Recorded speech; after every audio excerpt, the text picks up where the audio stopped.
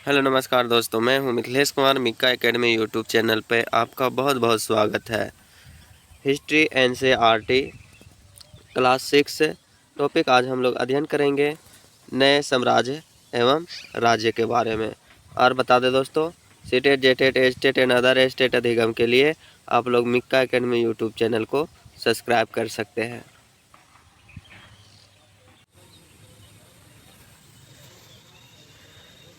अध्याय 11 नए साम्राज्य और राज्य के बारे में देखेंगे। इसमें देखेंगे परिस्थितियाँ क्या होती है। यह एक विशेष किस्म का अभिलेख है जिन्हें प्रशस्ति कहते हैं। यह एक संस्कृत शब्द है जिसका अर्थ प्रशंसा होता है। प्रशस्तियाँ लिखने का प्रचलन भी था। समुद्रगुप्त की प्रशस्ति समुद्रगुप्त के दरबार में कवि व मंत्री रहे हरिसेन ने इसमें राजा की एक युद्धों को जीतने वाले राजा, विद्वान तथा एक उत्कृष्ट कवि ने भरपूर प्रशंसा की है।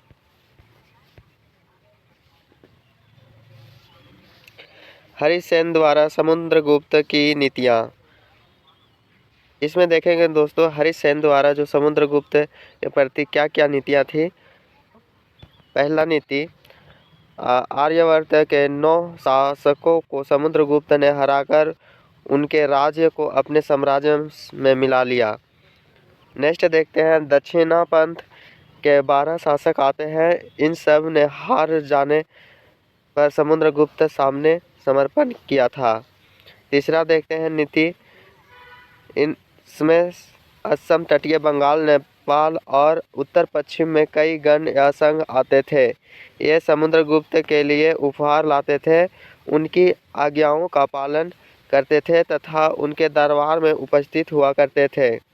नेक्स्ट हम लोग देखते हैं 4 कुषाण तथा शंखवश और श्रीलंका के शासक भी थे। उन्होंने समुद्रगुप्त की अधीनता स्वीकार की और अपनी पुत्रियों का विवाह उससे कराया। नेक्स्ट देखते हैं दोस्तों, विक्रम संवत के बारे में। 58 ईसा पूर्व में प्रारंभ होने वाले विक्रम संवत के को गुप्त राजा चंद्रगुप्त द्वितीय के नाम से जोड़ा जाता है। जो 58 ईस्वी पूर्व में प्रारंभ होने वाले विक्रम संवत का गुप्त राजा चंद्रगुप्त द्वितीय के साथ नाम है सो जोड़ा जाता है। ऐसा कहा जाता है कि उन्होंने शासकों पर विजय प्राप्ति के लिए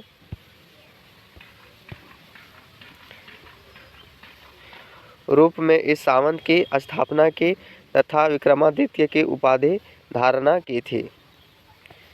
यहाँ पे दिया हुआ है विक्रम संवत, जो हिंदी का माह है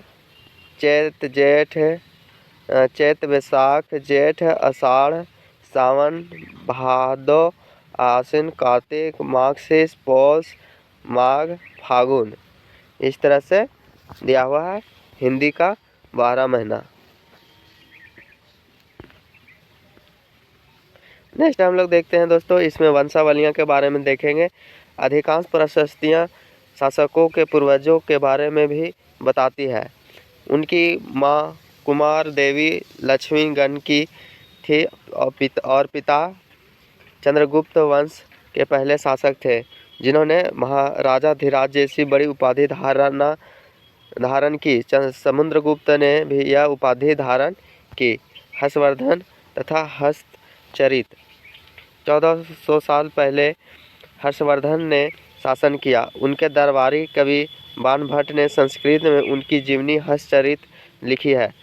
यहाँ पे इम्पोर्टेंट टॉपिक है दोस्तों, जो कि 1400 साल पहले हर्षवर्धन ने शासन किया था और उसके दरबारी कवि बाणभट्ट ने संस्कृत में उनकी जीवनी हर्षचरित लिखी है। और इसमें पूछ सकता है कि जो हर्षवर्धन के शासनकाल में जो दरबारी कवि थे उनका क्या नाम था, तो बाणभट्ट नाम था, जो उन्होंने है सो संस्कृत में इनकी जीवनी हर्षचरित लिखी। इसमें हर्षवर्धन की वंशावली देते हुए उनके राजा बनने तक का वर्णन है। और इसमें जो बाणभट्ट द्वारा लिखा गया था संस्कृत भाषा में जीवनी, उसमें वंशावली और राजा बनने तक पूरा वर्णन है। चीनी यात्री हेनसांग हर्षवर्धन के दरबार में रहे। और यह भी इम्पोर्टेंट है दोस्तों कि हर्षवर्धन के दरबार में कौन आए थे, तो चीनी यात्री, तो हेनसांग आए थे। इन्होंने वहाँ जो कुछ देखा उसका विस्तृत विवरण दिया।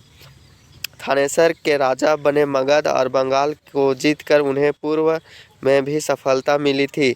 दक्कन की ओर बढ़ने की कोशिश की, तब चालुक्य नरेश पुलकेशिन द्वितीय ने उन्हें रोक दिया। नेक्स्ट हम लोग देखते हैं प्रशस्तियाँ।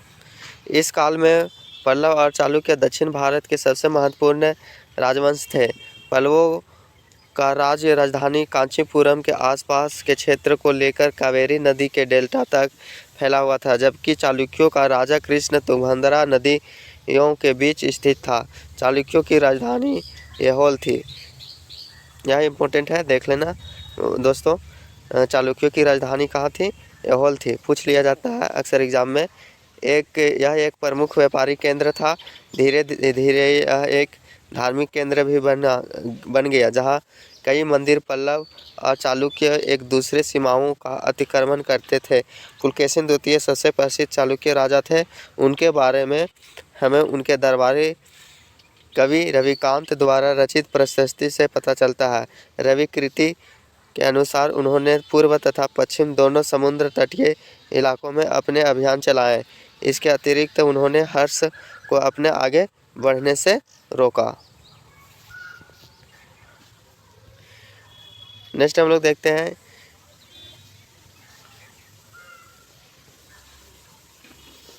इन राज्यों का प्रशासन कैसे चलता था। इसमें हम लोग देखेंगे दोस्तों इन राज्यों का है सो प्रशासन व्यवस्था कैसे चलती थी। प्रशासन की प्राथमिक इकाई जो कि गांव होता था, लेकिन धीरे धीरे कई नए बदलाव आए और कुछ महत्वपूर्ण प्रशासकीय पद आनुवांशिक बन गए। कभी कभी एक ही व्यक्ति कई पदों पर कार्य करता था। वहाँ के स्थानीय प्रशासन में प्रमुख व्यक्तियों का बहुत बोलबाला था। और इसमें बता दें दोस्तों, जो कि प्रशासन की प्राथमिक इकाई गांव होता है और धीरे धीरे कई नए बदलाव आए और कुछ महत्वपूर्ण शासकीय पद जो आनुवांशिक था, यानी कहने का मतलब कि उसका कोई व्यक्ति है तो उसका बेटा ही उस पद का हकदार होगा, वंशानुगत पीढ़ी दर पीढ़ी रहेगा। और स्थानीय प्रशासन में प्रमुख व्यक्ति का बहुत यहाँ पे जो था बोलबाला था, एक प्रकार के दबाव था।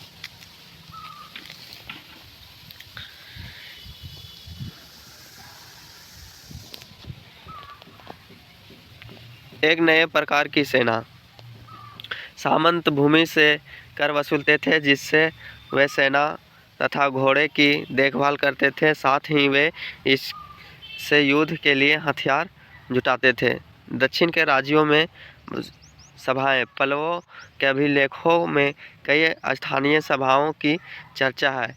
इनमें से एक था ब्राह्मण भूस्वामियों का संगठन, जिसे सभा कहते थे। सभा उप समितियों के जरिए सिंचाई, खेती बाड़ी से जुड़े विभिन्न काम, सड़क निर्माण, शासनीय मंदिरों की देखरेख आदि काम करती थी। इसमें दक्षिण के राजाओं को जो सभाएं होती थी, उसमें से अभिलेखों में कई स्थानीय सभाओं पर की चर्चा है। और इसमें एक था ब्राह्मण स्वामियों का संगठन, जिससे सभा कहते थे। और सभाएं उप समितियों के जरिए सिंचाई, खेती बाड़ी जैसी समस्या को देख रेख करते थे। सड़क निर्माण, स्थानीय मंदिरों का है सो देख रेख, ये सब इन लोग है सो करते थे। नगरम के बारे में देखते हैं दोस्तों। व्यापारियों के संगठन का नाम था समता। इन सभाओं पर घनी सॉरी यहाँ पे टाइपिंग मिस्टेक है दोस्तों, धनी होगा। समता इन सभाओं पर धनी तथा शक्तिशाली भूस्वामियों और व्यापारियों का इस पर नियंत्रण था। और बता दें दोस्तों, इस तरह से चैप्टर 11 नए साम्राज्य और राज्य समाप्त होता है। और बता दें दोस्तों वीडियो थोड़ा सा भी अच्छा लगा होगा तो तहे दिल से मिका एकेडमी यूट्यूब चैनल को लाइक करें, शेयर करें और सब्सक्राइब करना नहीं भूलिएगा दोस्तों। वीडियो देखने के लिए बहुत बहुत धन्यवाद।